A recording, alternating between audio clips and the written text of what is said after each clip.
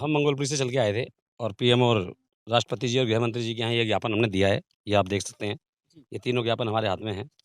प्रधानमंत्री जी का, राष्ट्रपति जी का और गृह मंत्री जी का। और राष्ट्रपति शासन लागू करके ममता बनर्जी को और साथ में जिन लोगों ने भी इस षड्यंत्र में शामिल हैं उनको उठाकर जेल में डालिए। अब भाजपा को क्लियर होना पड़ेगा, आपका वोटर मर रहा है, पिट रहा है, पलायन कर रहा है, उसका बलात्कार हो रहा है, उसके साथ दुराचार हो रहा है, फिर भी वो आपको वोट कर रहा है, लेकिन आप उसको अपना मान के राजी नहीं हो रहे हैं। ममता बनर्जी के खिलाफ एक भी व्यक्ति खड़ा नहीं हो रहा, और बल्कि इनकी अखिलेश जैसे लोग, अन्य पार्टी के लोग तो ये बोल रहे हैं कि हम तुम्हारे साथ हैं। यानी कहीं ना कहीं हिंदुओं की हत्या, हिंदुओं के पलायन पर वो कहीं ना कहीं इनडायरेक्टली ममता बनर्जी को सपोर्ट कर रहे हैं। बहुत सारे मुसलमानों ने बयान भी दिए हैं कि वक्फ बोर्ड के माध्यम से हमारी भी जमीन हड़पी है। तो ये तो सबके लिए कानून था, लेकिन आप हिंदू को ही मार रहे हो।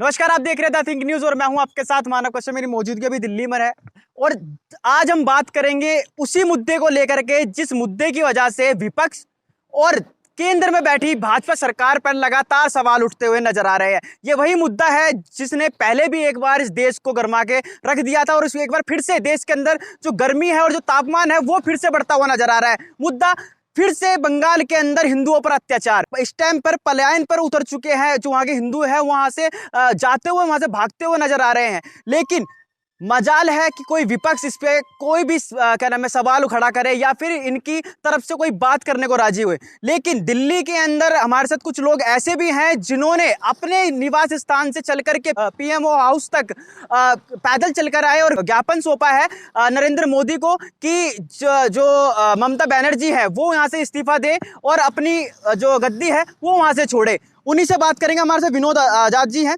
सर, आप कहाँ से, पहला सवाल यही रहेगा, कहाँ से चलकर आए थे और कहाँ तक जाकर अपने ये ज्ञापन सौंपा है? हम मंगोलपुरी से चल के आए थे और पीएम और राष्ट्रपति जी और गृह मंत्री जी के यहाँ ये ज्ञापन हमने दिया है। ये आप देख सकते हैं, ये तीनों ज्ञापन हमारे हाथ में हैं। प्रधानमंत्री जी का, राष्ट्रपति जी का और गृह मंत्री जी का। सर, बार बार सवाल यही उठ रहा है, क्या हिंदुओं पर इस तरीके का अत्याचार देश के अंदर जायज है?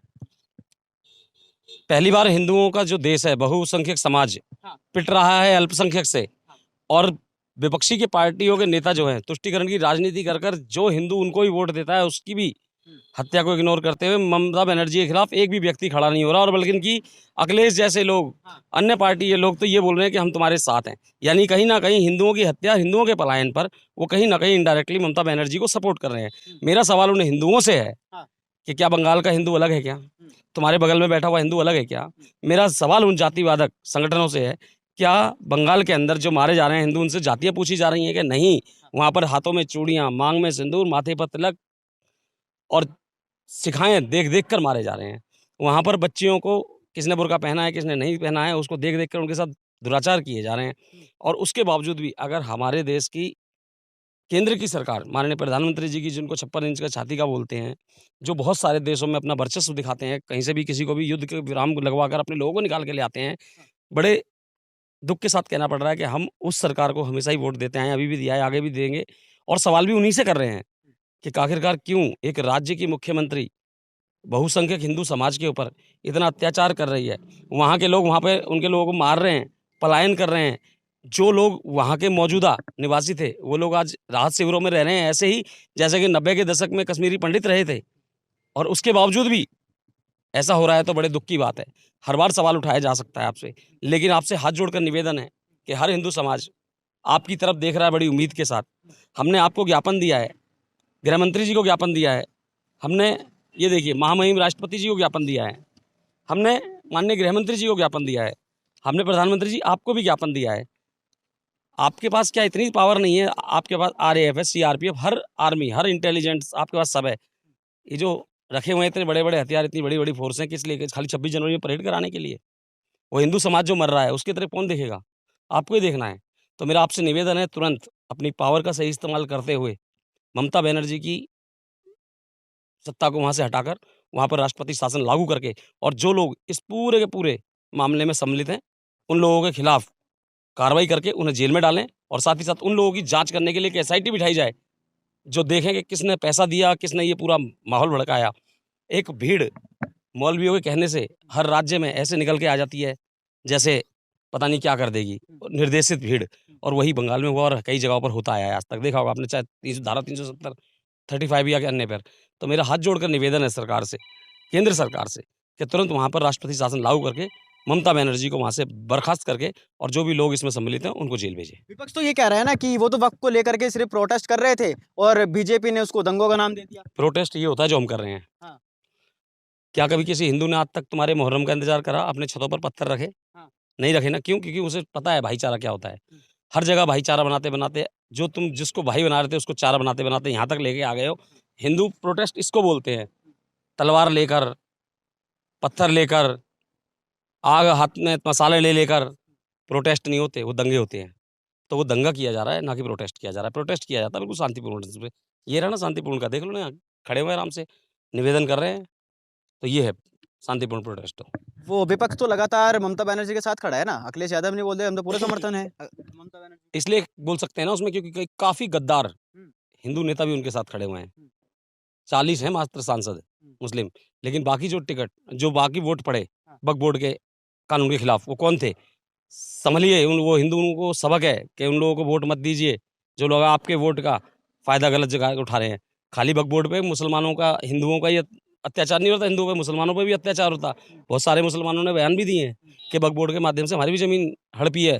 तो ये तो सबके लिए कानून था, लेकिन आप हिंदू को ही मार रहे हो, हिंदुओं को ही मरवा रहे हो। आपके मौलाना मौलवी आदेश दे रहे हैं, बयान दे रहे हैं ऐसे भड़कीले, मार दो काट दो, रोज़ इतने लोग मरने चाहिए। सत्ता बोल रही है हम उसके साथ हैं, कोई सत्ता मौन धारण करके बैठी है। तो कुल मिलाकर केंद्र सरकार से निवेदन है कि आप मौन मत बैठिए। विपक्ष तो ये कह रहा है ना कि अगर ये वक्फ बोर्ड हटाते नहीं तो ऐसे दंगे फैलते नहीं देश में। मतलब कोई भी कानून बनाएंगे तो दंगे कर दो देश के अंदर। हाँ। सुप्रीम कोर्ट गए हो ना आप लोग, हाई कोर्ट गए हो ना आप लोग, वहाँ जाकर मतलब फाइट कीजिए ना। हमने नहीं लड़ी क्या राम मंदिर की फाइट?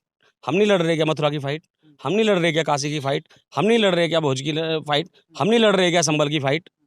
हम भी तो लड़ रहे हैं ना, अपनी चीज़ के लिए लड़ रहे हैं ना। तो तुम भी लड़ो, हमने लड़ने के लिए मन, अधिकारों के लिए किसने मना करा है? संविधान सबको अधिकार देता है, लेकिन संविधान को ताक पर रखकर हिंदुओं का पलायन कराकर जो इस देश का बहुसंख्यक समाज है, ऐसे चलेगा नहीं।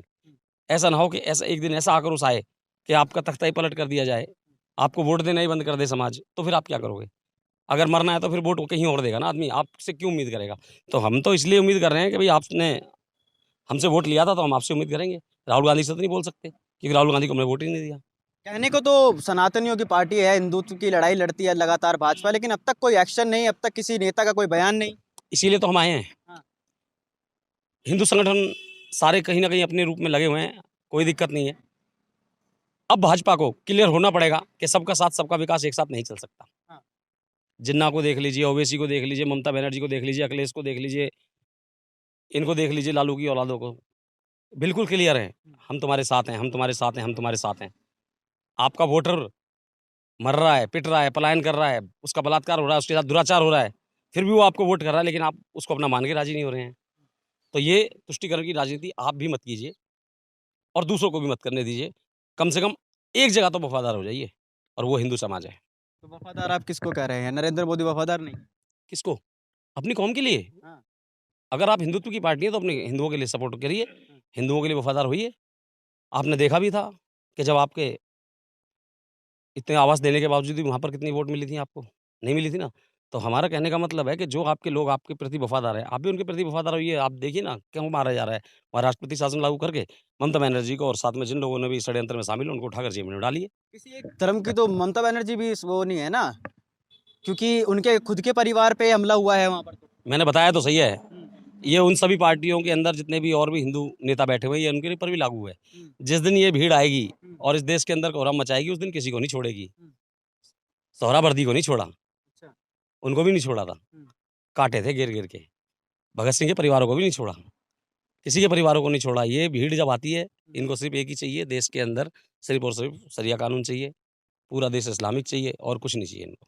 और आज बंगाल के लोगों को गोपाल पाठक को याद करना चाहिए। गोपाल पाठक को याद करो ना, सुभाष चंद्र बोस को याद करो ना। अरे बंगाल की भूमि तो ऐसी भूमि है जिसके रक्त में वीरता बसती है। अरे तुम तो वो लोग हो जिन्होंने अंग्रेजों को वहाँ रोक दिया था। तो बंगाल के लोगों से मैं बोलूँगा, आखिरकार कब तक यूं ही घुट घुट कर मरते रहोगे? बाबा साहब अम्बेडकर जी का संविधान भी आपको छूट देता है कि अपनी सुरक्षा के लिए कुछ नहीं कर सकते, तो कम से कम हथियार दिखा के, डरा के उनसे भाग तो जाओ, बच तो जाओ। आप तो सीधा ही पलायन कर रहे हो और फिर भी मर रहे हो। तो कहीं ना कहीं ये तुष्टिकरण की राजनीतियाँ सबको बंद करनी चाहिए, और सबके साथ और सबके विकास के साथ सबका विकास करो ना, फिर उनको ही बचाओ जैसे सबको बचा रहे हो। क्या कारण मानते हैं कश्मीर से भागे, पाकिस्तान से भागे, बांग्लादेश से भागे और अब देश के अंदर बंगाल से भाग रहे हैं? क्या कुछ कारण तो होगा? कोई कारण नहीं है, हम अपने परिवार के प्रति वफादार नहीं है। हाँ। हम जो हमारी पत्नी है, जो हमारी माँ है, जो हमारी बेटी है, हाँ। उनके जीवन को हम कह रहे हैं तुम कोई बात नहीं, हम बच के चले जाएं, हम दोबारा शादी करके दोबारा बच्चे पैदा कर लेंगे, ऐसे नहीं चलेगा। खाली आपसे हाथ जोड़कर मेरा निवेदन है हिंदुओं से, अपनी लड़ाई लड़िए, अपने बच्चों को, अपनी बच्चियों को बचाइए, इससे ज़्यादा और क्या बोल सकते हैं। ठीक है। तो विनोद आजाद जी थे हमारे साथ में, और तमाम उनके साथ में जो उनके साथी है, सबके हाथ में आप पोस्टर देख सकते हैं। किस तरीके के पोस्टर ये लोग यहाँ पर लेके यहाँ पर पहुंचे हैं। बंगाल के अंदर हिंदुओं को बचाओ मोदी जी, ममता बनर्जी को हटाओ, बंगाल के हिंदुओं को बचाओ। ऐसे तमाम बैनर पोस्टरों के साथ में इतनी दूर से चल के आना इस गर्मी के अंदर बहुत बड़ी बात है। लेकिन साथ साथ में ये आवाज़ सरकारों को भी सुननी चाहिए, क्योंकि इससे पहले भी जो लोग काल्पनिक बताते थे कश्मीर फाइल को, वो आज मूवी बंगाल के अंदर साफ तौर पे आप देख सकते हैं। बाकी आपकी क्या राय है कमेंट सेक्शन जरूर बताएं। देखते रहिए द थिंक न्यूज़। बहुत बहुत धन्यवाद।